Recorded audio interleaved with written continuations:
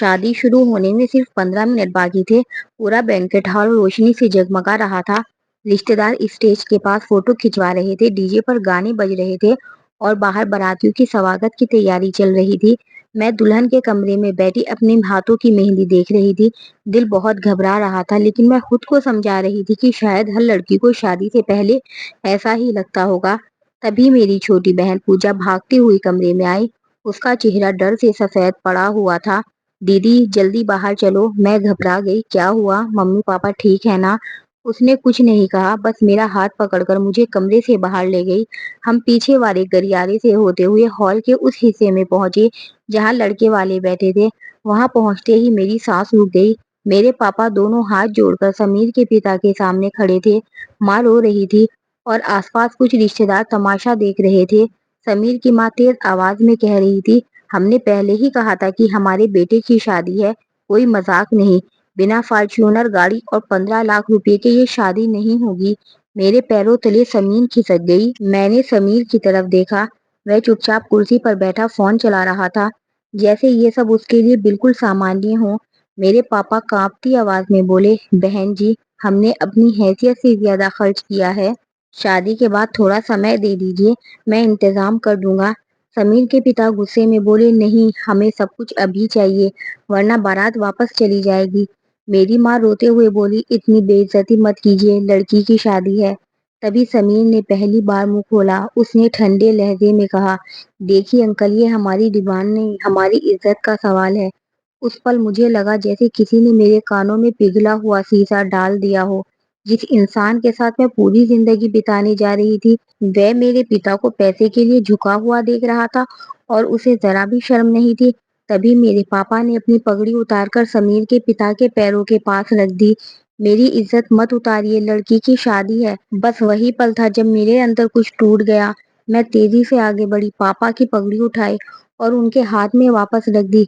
फिर मैंने आसपास खड़े लोगों की तरफ देखा, हर कोई चुप था। सामने स्टेज पर माइक्रोफोन रखा था। मैं सीधे वहां गई और माइक्रोफोन उठा लिया। पूरे हॉल में मेरी आवाज गूंज गई, शादी रोक दीजिए। सारे लोग मेरी तरफ देखने लगे। मेरी आंखों से आंसू बह रहे थे, लेकिन आवाज बिल्कुल साफ थी। जो लोग शादी से 15 मिनट पहले दहेज मांग सकते हैं, वो शादी के बाद मेरी जिंदगी भी भेज देंगे। पूरा हॉल एकदम शांत हो गया। समीर गुस्से से उठ खड़ा हुआ। पीरिया, दिमाग खराब हो गया है तुम्हारा? मैंने उसकी आंखों में देखते हुए कहा, नहीं समीर, आज पहली बार मेरा दिमाग सही जगह पर आया है। उसकी माँ चिल्लाई, तुम्हें अंदाजा है हमारी कितनी बेइज्जती होगी? मैंने तुरंत जवाब दिया, बेइज्जती आपकी नहीं, उस सोच की होनी चाहिए जो बेटी को एटीएम समझती है। मेरे पापा मुझे रोकने लगे, बेटा लोग हंसेंगे हम पर।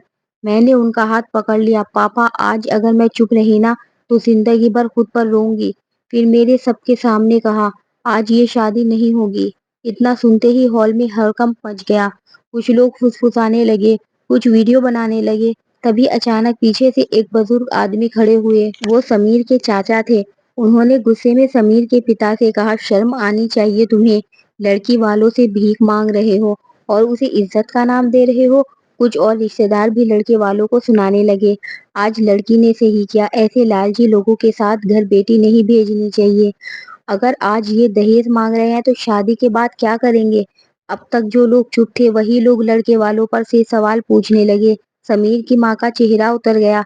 समीर गुस्से से कुर्सी पर लात मार कर बाहर चला गया। उसके पिता बार बार लोगों को समझाने की कोशिश कर रहे थे कि ये तो बस छोटी सी बात थी, लेकिन अब कोई उनकी बात सुनने को तैयार नहीं था। पूरा माहौल बदल चुका था। मैंने अपने गहने उतारे, वरमाला स्टेज पर रखी और अपने माता पिता का हाथ पकड़ लिया।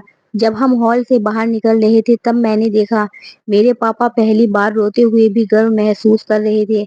बाहर ठंडी हवा चल रही थी। माँ कांपती आवाज में पूछा, बेटा अब आगे क्या होगा? मैंने उनके आंसू पोंछे और मुस्कुराकर कहा, जो भी होगा इज्जत के साथ होगा। उस रात मेरी शादी टूट गई, लेकिन मेरा आत्म सम्मान बच गया। घर लौटते वक्त पापा बार बार मेरी तरफ देख रहे थे। शायद उन्हें डर था कि मैं अंदर से टूट गई हूँ।